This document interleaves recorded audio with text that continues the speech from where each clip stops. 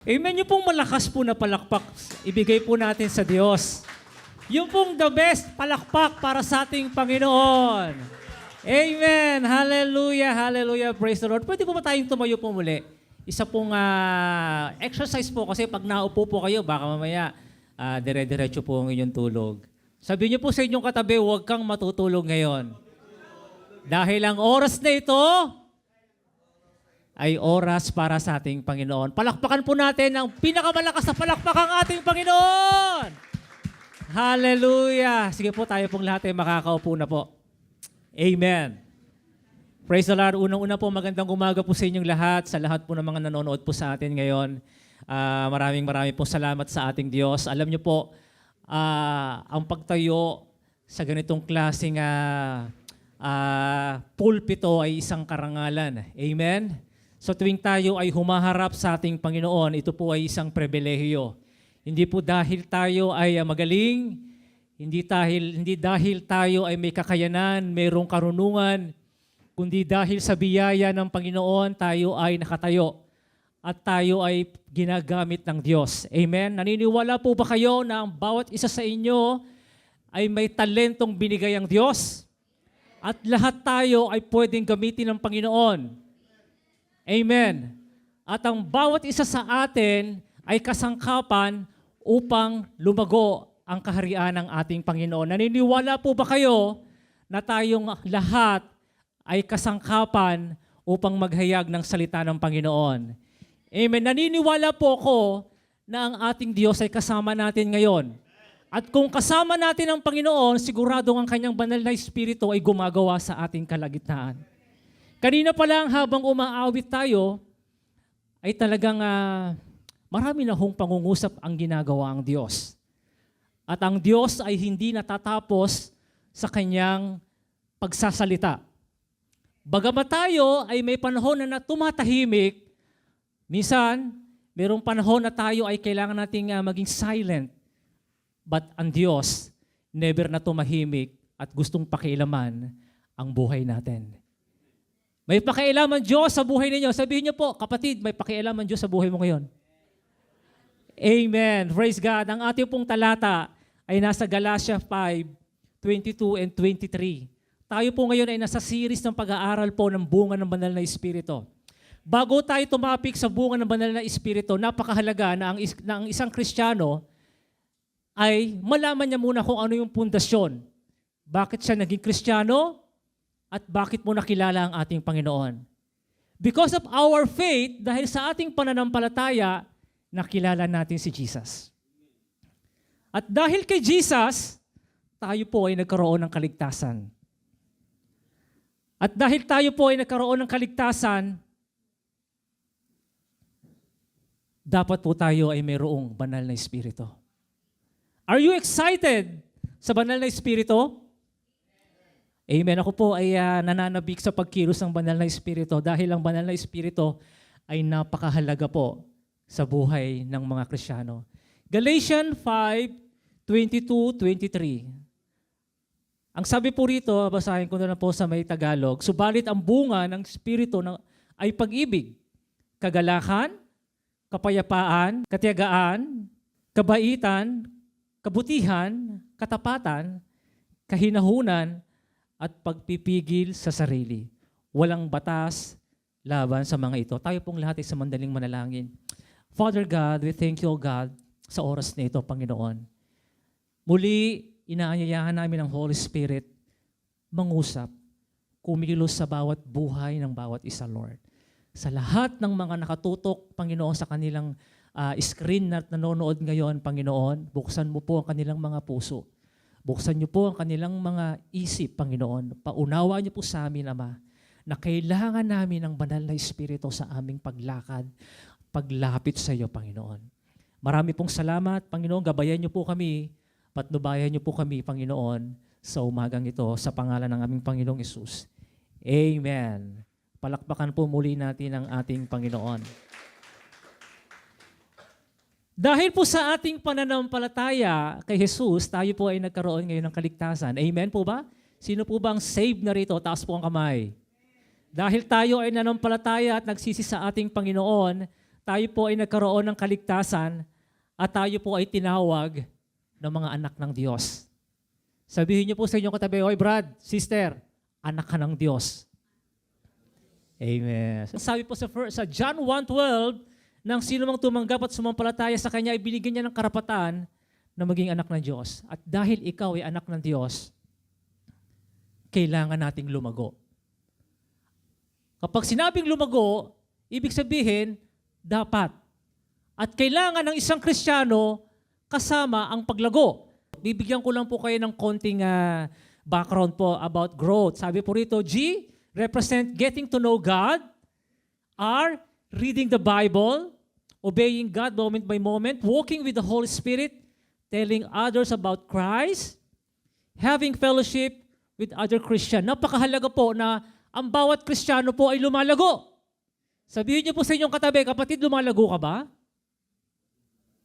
Pag sinabing lumalago po, nakikita mo yung progress. May progress sa buhay ng isa. At ang buhay mo dati, na dati kang nasa kadiliman, ngayon ay nagkakaroon ng liwanag. At yung liwanag na yan ay binibigay ng ating Panginoon. Amen? At sa ating paglago, kailangan natin ng banal na Espiritu. Hindi natin kayang lumakad, mamuhay, na wala po ang banal na Espiritu. Ang sabi po rito, the Spirit of God dwells in us as a believer.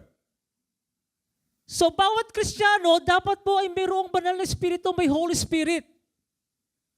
At ang Holy Spirit, yan ang tutulong sa atin. Sabi po rito, when we believe the gospel and become saved, we also receive the Holy Spirit as part of our salvation.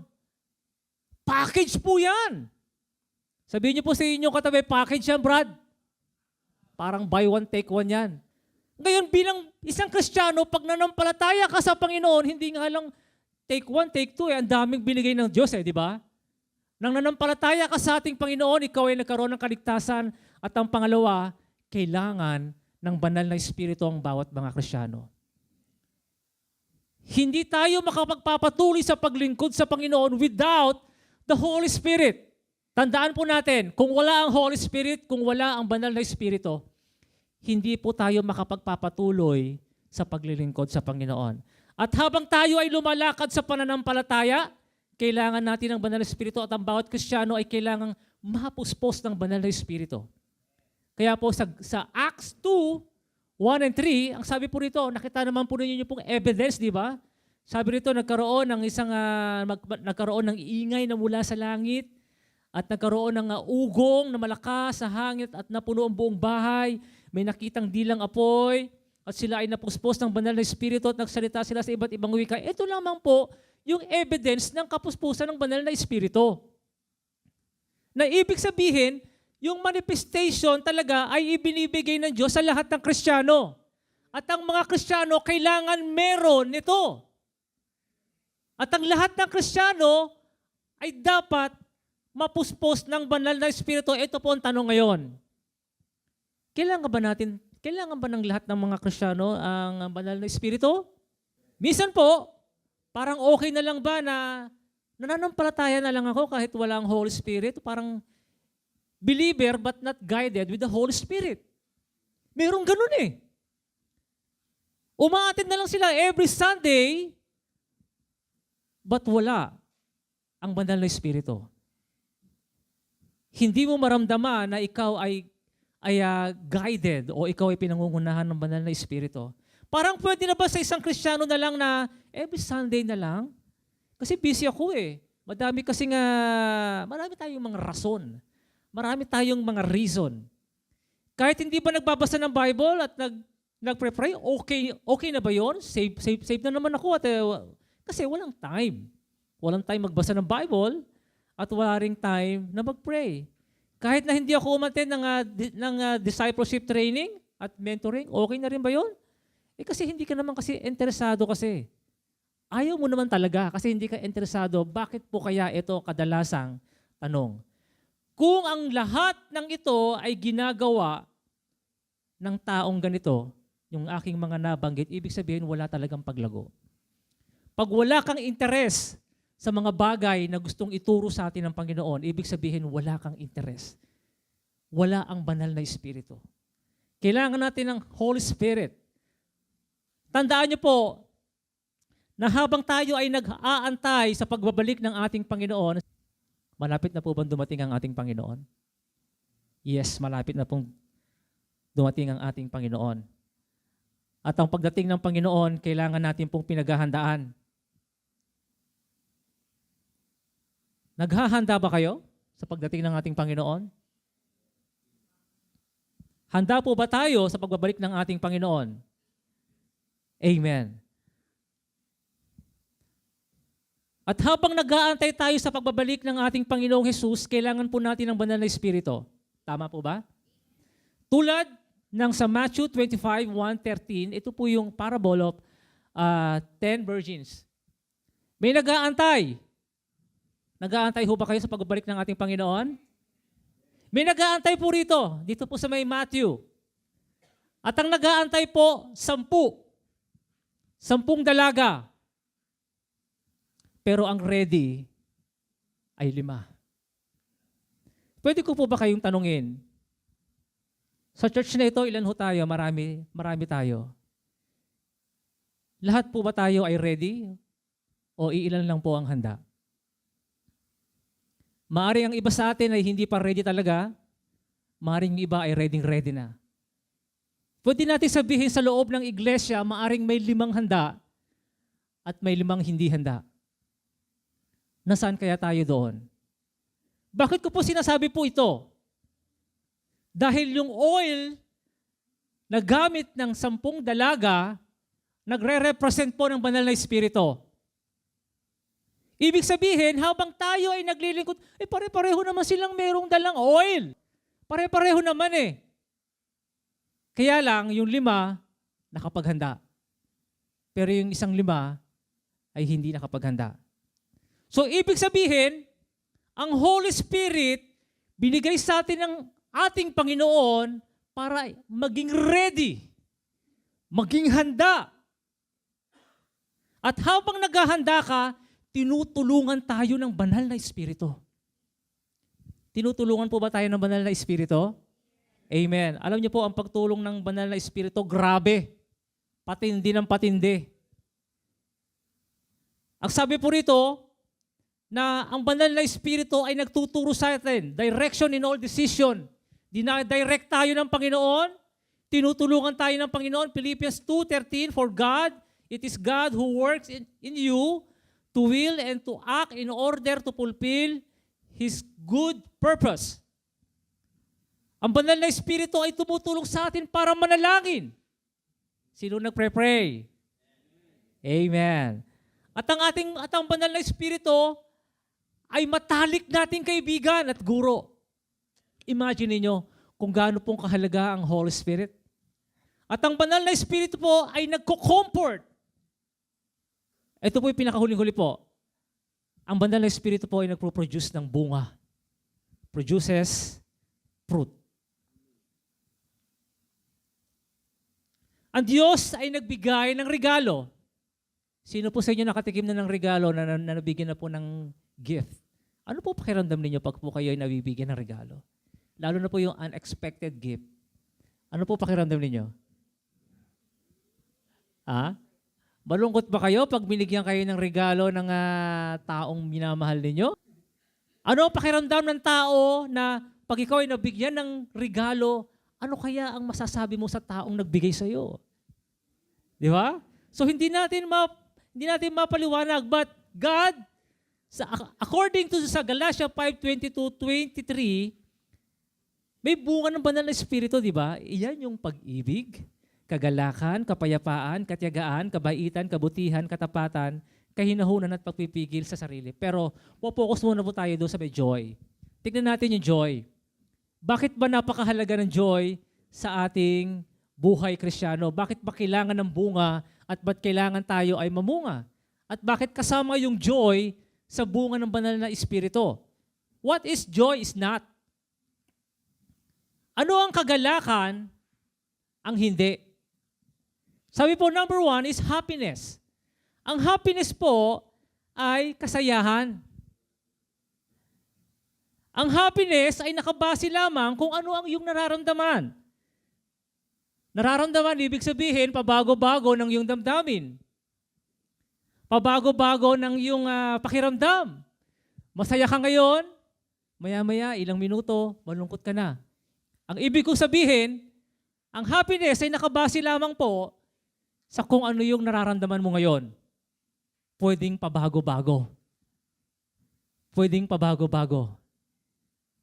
Mark 10:17, 22, kung babasahin po natin ang talatang ito po yung istorya ng mayaman. Mayaman na lumapit sa ating Panginoon at nagtatanong siya na papaano ba siya magkakaroon ng buhay na walang hanggan. Sabi niya, Guro, paano ba ako magkakaroon ng buhay na walang hanggan? Sabi niya, huwag kang gagawa ng sundin mo ang mga utos, maging mabait ka. Ganyan. Sabi ng mayaman, lahat po yan ginawa ko na po. Ano po ang aking gagawin?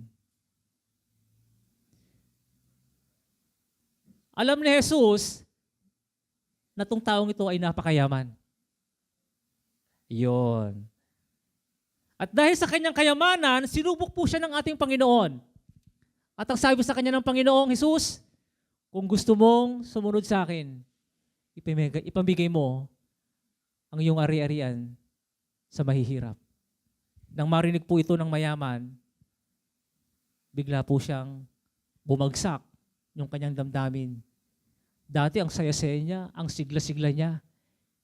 Excited siya na makita ang Panginoon.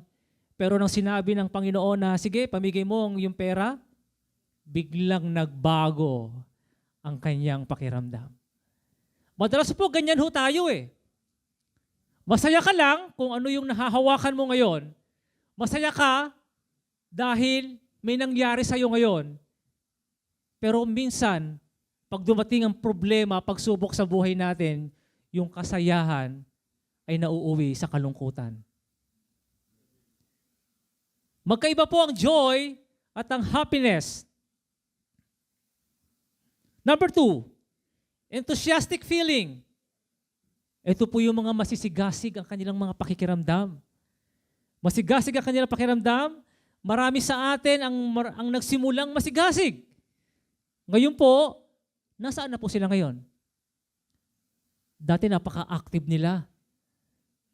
Dati, umiiyak sila sa Panginoon. Dati nagpre-pray sila, Panginoon, bigyan mo po ako ng trabaho. Panginoon, pupurihin kita, Panginoon, nang magkaroon ng trabaho. Nasaan na po ngayon yung ating mga kapatid na nagkaroon ng trabaho? Ano raw? Nasa trabaho raw. Kaya po wala rito, nasa trabaho. Kaya sila wala rito kasi nasa trabaho. Tama nga naman. May pasok po. Humihingi sa Panginoon nang binigay ng Diyos yung kanilang hinihingi na itsapwera ang ating Panginoon. Nawala na yung first love. Mas inuna na yung second love. Inuna yung pagpapala kaysa sa nagbigay ng pagpapala. Pinagpala ka ng Diyos, pero dahil pinagpala ka ng Diyos, nakalimutan mo yung nagpapala. Excited ka. Jeremiah 79, ang sabi po rito, sino ang nakakaunawa sa puso ng tao? Ito'y mandaraya at walang katulad. Wala nang lunas ang kanyang kabulukan. Isipin po natin, ang puso po natin ay madaling madaya. Akala mo okay na. Akala mo approve na. Pero hindi mo alam na mayroon po lang kabulukan at kapahamakan. Kung lalo na, kung ito ay hindi sa ating Panginoon. Salvation is not warm. Huwag bumase sa pakiramdam. Huwag kang bumase sa pakiramdam, kundi ang kaligtasan ay nasa pagsisisi at pagpapatuloy sa pagsunod, gawin ang kalooban ng Panginoon. Iiyak ka ngayon. kinabukasan, patuloy ka pa rin sa paggawa ng kasalanan. Nalulungkot ka dahil hindi ka naka-attend ng church. Pero patuloy ka pa rin sa paggawa ng kasalanan. So hindi damdamin, kundi ito ay pagbabago ng isip, pagsisisi, at pagsunod sa kalooban ng ating Ama. Amen? Second, circumstances, mga pangyayari sa ating buhay. Yan. Kung sa tingin mo na kaya mong ibigay ng sanlibutan, ang lahat ng ito ay magiging masaya ka na ba? Minsan, ang ating kasiyahan nakabase sa mga bagay na ito. Oy, tandaan niyo po hindi po masama magkaroon ng pera, hindi po masama magkaroon ng magandang sasakyan, hindi rin masamang ma-promote sa inyong mga trabaho, at hindi rin masamang maging ready ka pagdating ng pagtanda mo. Hindi po masama, kalooban po ng Diyos yan, ha? Pero kung lahat ng ito ang maglalayo sa Diyos, ang maglalayo para sa Diyos, useless po. Ang sabi po sa Matthew 6:19-21, huwag kayong mag-impok ng mga kayamanan dito sa lupa. Dito ay may naninirahang insekto, kalawang at may nakakapasok na magnanakaw. Sa halip, mag-impok kayo ng kayamanan sa langit. Doon ay walang naninirang insekto, kalawang at walang makakapasok na magnanakaw. Sapagkat kung saan naroon ang iyong kayamanan, ay naroon din ang iyong puso. Kung ano ang laman ng puso mo, kung gusto mo pera, sigurado. Pera ang nasa puso mo. Kung ano yung laman ng puso mo, yun yung pinahahalagahan mo. Amen? Kung every Sunday, uma-absent ka dahil may iba kang lakad, mas pinapriority mo yung lakad na yun kesa sa ating Panginoon. Ano po yung ibig ko pong sabihin po rito? Ang kayamanan mahalaga. Amen? Sino gusto ng pera? Kailangan natin ng pera. Kailangan mo maghanap buhay. Kailangan mo ng pambayad ng kuryente. Sila Judith. Diba? Dumarating na sila Judith, bayaran sa kuryente, tubig, ilaw, tuition fee, araw-araw, patuloy na pagtaas ng mga bilihin. Kaya kailangan natin ng pera. Amen. Ngunit tatandaan niyo po, ano ang sekreto para tayo pagpalain ng Panginoon? Unahin mo ang ating Diyos. May solusyon naman pala eh. May solusyon naman pala doon sa pera. Kaya lang ang problema, tayo na ang kinokontrol ng pera. Amen? May solusyon, kundi unahin mo ang ating Panginoon. Tandaan po natin na ang mga bagay na ito po, hindi po masama. Hindi po masama ang lahat na ito. Ito po ay blessing ng ating Panginoon. Ngunit, datapwat, bagamat subalit, kung ang lahat ng ito ay maglalayo sa atin sa Panginoon, mainam pa na alisin na ng ating Panginoon. Dahil mas higit, tatandaan niyo po, mas higit ang kaligtasan kesa sa mga material na ito. Walang maitutumbas ang kaligtasan ng ating kaluluwa at ang buhay na walang hanggan na ibinibigay ng Diyos kesa sa mga pansamantala at mga temporal na mga bagay na ito. Amen? Kaya ang kagalakan, ang kasiyahan, ang kagalakan ay hindi nakabase sa mga material na bagay. Amen? Kundi ang kagalakan ay bunga ng banal na Espiritu at ito ay ibinibigay ng Diyos sa lahat ng mananampalataya at hindi ito kayang ibigay ng sanlibutan. Hindi kayang ibigay ng sanlibutan ang kaligtasan ng ating kaluluwa. Hindi kayang ibigay ng sanlibutan ang buhay na walang hanggan, kundi ang Diyos ang tanging makapagbibigay ng kaligtasan at ng buhay. Amen? Kaya wag nating masyadong mahalin ang kayamanan sa mundong ito. Alam kong kailangan natin. Alam kong kailangan natin lahat yan, mga kapatid. Alam kong kailangan natin, pero tatandaan nyo na mas kailangan natin ang kaligtasan. Hindi dapat nako-compromise ang kayamanan sa kaligtasan ng binibigay ng ating Panginoon. Pag ikaw ay bine-bless ng Panginoon, yung pera mo, gamitin mo sa paglilingkod sa Panginoon. Yung sasakyan mo, kung meron kang sasakyan, abay, gagamitin ko to sa paglilingkod sa Panginoon. Kung meron akong bibisitahin, bakit hindi? Kaya nga sabi nga ni Pastor, kung bumili ka ng sasakyan, conforme yan kung saan mo ginagarahe ang iyong sasakyan. Pag-araw ng linggo. Pag ang sasakyan mo, ginagarahe mo sa mga mall, at every Sunday, wala ka sa church, may problema ka. Di ba po? Amen. What joy is? Kanina po, happiness. Ngayon naman po, joy. What joy is? Ano ba ang saya? Ano ba yung kagalakan? Number 1 is gladness. Kagalakan, kaligayahan. Ang kagalakan, sa gitna ng mga pangyayari sa buhay natin, anuman ang dumarating sa buhay natin, anuman ang suffering, anuman ang pagsubok, problema, karamdaman, kahirapan sa buhay natin, mararamdaman pa rin natin yung kagalakan na ibinibigay ng ating Panginoon. Bakit po kaya? Acts 16:25, nang maghahating gabi na, sina Pablo at Silas ay nanalangin at umaawit ng himno at nakikinig naman ng ibang mga bilangguan. Alam niyo po ba nasaan po tong si Pablo at si Silas? Amen! Sila po ay nasa gitna at nasa loob ng kulungan. Ibig sabihin, hinayanig, dinidigdig, hinahagupit, ang daming problema, ang daming pagsubok, walang pambayad ng kuryente, may karamdaman, ang daming problema, but yet, nagpupuri, nananalangin, at umaawit sila sa ating Panginoon. This is joy. Ito yung joy na tinutukoy ng ating Panginoon.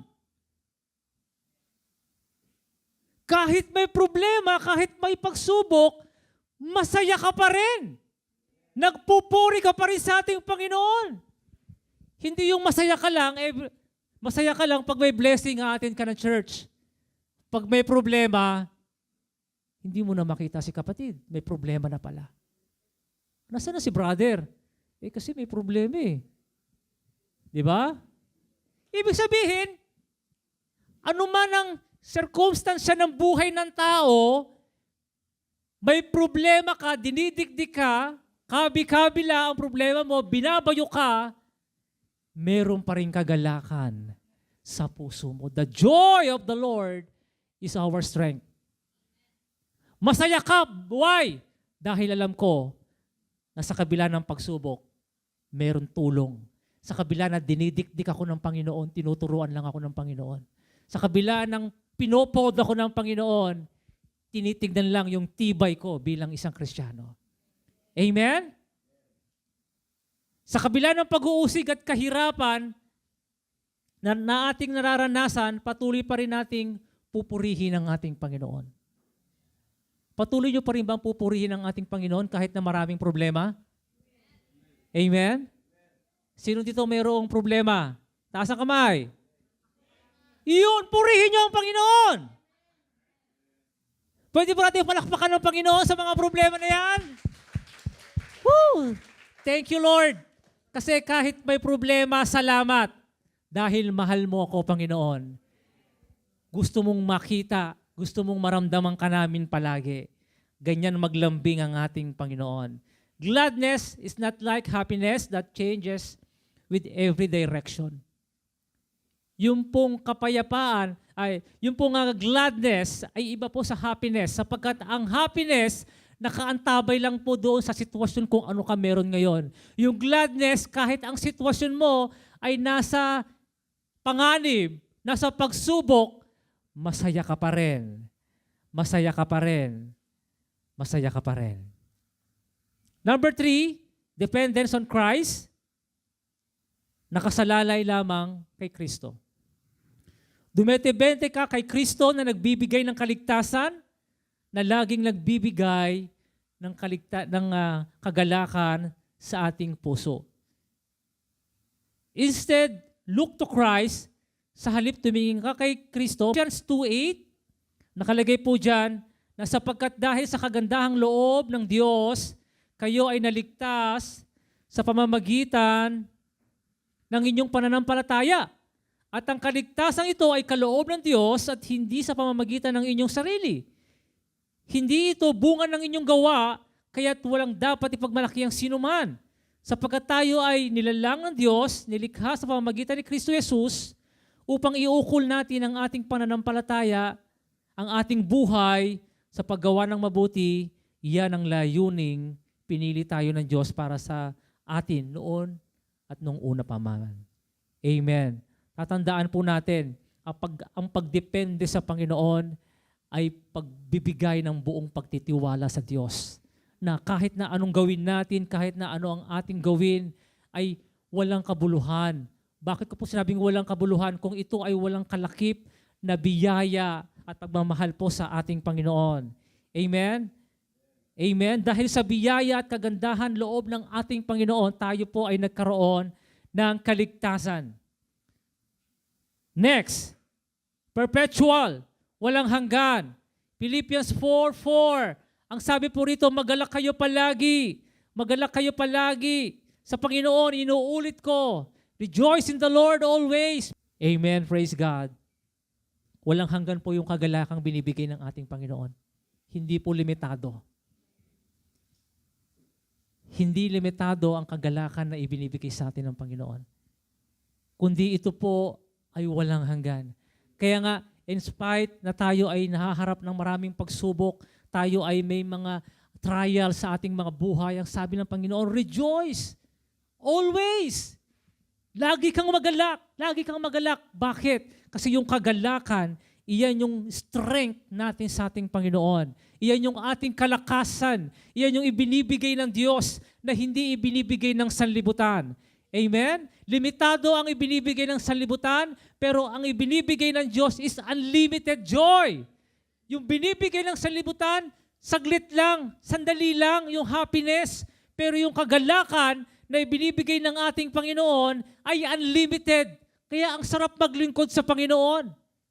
Kaya habang tayo ay nananampalataya sa ating Panginoon, kailangan po natin ang Holy Spirit. Kailangan nating lumakad. Kailangan nating mamuhay sa banal na Espiritu. Ang sabi po rito, paano natin marireceive ito? Kailangan nating simulang magbasa ng Bible. Read the Bible. Sa pamamagitan ng kanyang salita, tayo ay tinuturuan ng Diyos. Pwede bang maging matalino ang isang tao na hindi nag-aaral? Hindi. Kaya nga lahat tayo nag-aaral di ba? Kaya nga lahat tayo nag-aaral ng math, English, Filipino, yung mga subject natin sa ating classroom para tayo po ay matuto. Ganon din sa mga Kristiyano. Para tayo ay matuto at lumago, kailangan nating magbasa ng Biblia. Kailangan nating manalangin. Pray to God upang mahayag ang kagalakan na nagmumula sa ating Panginoon. Tayo po ba ay nananalangin? Amen. Alam ko po tayong lahat ay nagpre-pray. At ang pananalangin ay paghahayag ng kagalakan ng ating Panginoon. Kaya po, pag kayo nalulungkot, ano niyo po dapat niyong gawin? Lapit agad sa ating Panginoon. Mag-pray ka na agad. Pag kayo nalulungkot at tingin yung ang laki ng problema ninyo, lapit agad kay Lord. Mag-pray agad. Ihahayag ng Diyos yung kagalakan na yan sa pamamagitan ng paglapit mo sa ating Panginoon. Attend the church. Napakahalaga po ng pagdalo sa gawain ng ating Panginoon. Pag-a-attend po kayo sa inyong church, ito po dapat ay excited. Dapat lagi kang excited pag pupunta ka ng church. Why? Dahil dito mo masusumpungan yung kalakasan. Dito mo makikita yung mga kapatid na hindi mo na nakikita noon. Di ba? So napaka-importante po ng pagpunta ng church. Bakit? Kasi pinapractice natin ang ating mga faith, ang ating pananampalataya. Once ikaw ay lumalapit, pumupunta sa church at nagpre-pray, ibig sabihin po na ginagawa natin yung kalooban ng ating Panginoon. Last, serve the Lord. Hindi lamang po sapat ang maglingkod kay Lord. Dapat po, masaya kang naglilingkod sa ating Panginoon. Huwag lang pong naglilingkod ka kay Lord. Dapat po, masaya tayong naglilingkod sa ating Panginoon. Amen po ba? Palakpakan po natin ang ating Diyos na buhay. Sige po, tayo pong lahat ay tumayo at tayo po ay manalangin. Lord, marami pong salamat, O Diyos. Muli po, Panginoon, dahil sa iyong biyaya, kami po ay nakatatayo sa lugar na ito. Lord, wala po kaming kakayanan ni anumang bagay sa buhay namin, O Lord. Inaamin namin kami mahina, Panginoon. Kulang kami sa karunungan, kulang kami sa kakayanan, O Diyos. Lord, nagpapakumbaba po kami. Sapagkat bilang mga Kristiyano, Ama, nagbigay ka ng banal na Espiritu upang magamit namin sa paglilingkod, Panginoon. Lord, hindi kami makapaglilingkod kung walang tulong ng banal na Espiritu. Kulang ang karunungan, kulang ang kalakasan, Panginoon. Hindi kami makakatayo, hindi kami makapagpapatuloy sa buhay na ito, Lord, kung wala ang patnubay ng iyong banal na Espiritu. Salamat po, Ama, sa kabila ng maraming mga pagsubok. Pinansyal man ito, problema man sa kalusugan, Panginoon, sa aming pamilya, sa bahayan, Panginoon. Tulungan mo po kami, Ama. Bigyan mo po kami ng kagalakan, Panginoon. Makita namin namang yung ginagawa, Panginoon. Matutunan namin na dumepende sa iyo. Matutunan namin na umasa sa iyo lamang po, Panginoong Yesus. Marami pong salamat, Ama, sa umagang ito. Alam po namin na ang iyong salita ay hindi mawawala ng kabuluhan sapagkat ito ay binasbasan mo ng iyong banal na Espiritu, Panginoon. Kami po ay pinatnubayan niyo ng banal na Espiritu. Thank you, Father. Ang bawat isa po sa amin, Ama, ay gamitin ninyo, Panginoon. Sino man po sa amin ang nahaharap sa matitinding pagsubok, problema na kami ay binabagsak dahil sa kalungkutan, Panginoon. Sa mga oras na ito, Panginoon, tulungan niyo po kami, Panginoon. Lord, masumpungan namin yung kagalakan na ibinibigay mo, Lord. Yung kalakasan na nagmumula sa iyo, Panginoon. Makita namin, Panginoong Jesus, Lord, na mas higit, Panginoon, ang pagpapala, ang biyaya na ibibigay mo, Panginoon, sa sino mang umaasa at nagtitiwala sa iyo, Ama. Maraming salamat, O Diyos, sa umagang ito, Father God. Thank you, Jesus, sa iyong grace. Thank you sa iyong biyaya. Panginoon, thank you, Lord, sa pribilehiyo, Lord. Hindi kami, O Diyos, kundi ikaw ang siyang tumutulong sa amin, Panginoon. Patuloy niyo po kaming gabayan, Panginoon. Patuloy niyong pahiran ng aming mga bibig, Panginoon, ng iyong banal na Espiritu. Puspusin ang aming mga isip, ang aming mga puso. Gamitin ang bawat buhay ng iyong mga anak, Panginoon. Lord, hindi lang dapat kami mag-dwell sa mga bagay na nasa mundong ito, Panginoon, kundi dapat naming tignan, O Diyos, ang pangako mo na buhay na walang hanggan. At habang kami nag-aantay, Panginoon, sa muling pagbabalik mo, O Diyos, masumpungan mo kaming lumalakad sa iyong banal na Espiritu. Maraming pong salamat, O Diyos, sa umagang ito. Ito po ang aming panalangin, pasasalamat sa pangalan ng aming Panginoong Jesus. Amen.